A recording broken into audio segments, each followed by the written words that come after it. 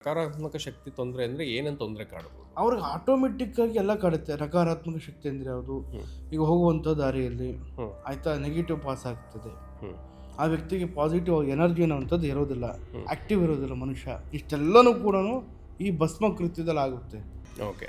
ಈ ಪ್ರಯೋಗವನ್ನು ಮಾಂತ್ರಿಕನ ಮೇಲೆ ಡಿಪೆಂಡ್ ಆಗುತ್ತೆ. ಇದನ್ನು ಆದಷ್ಟು ಬೇಗ ತೆಗೆದಿದ್ದಾಯಿತು. ಹ್ಮ್.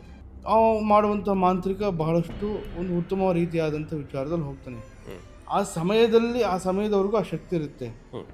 ಆ ಸಮಯದವರೆಗೂ ಶಕ್ತಿಯಲ್ಲೇ ಉಚ್ಚಾಟನೆ ಮಾಡಲಿಲ್ಲ ಅಂತ ಹೇಳಿದ್ರೆ ಈ ಪ್ರಯೋಗವನ್ನು ಹ್ಮ್.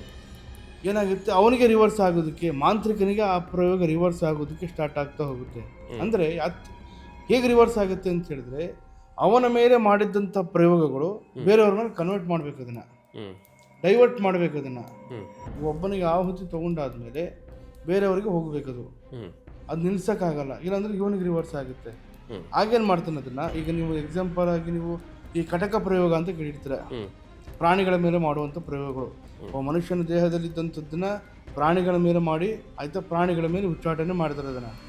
ಆದರೆ ಪ್ರಾಣಿ ಸಾಯುತ್ತೆ, ಆದರೆ ಪ್ರಯೋಗ ಸಾಯಲ್ಲ.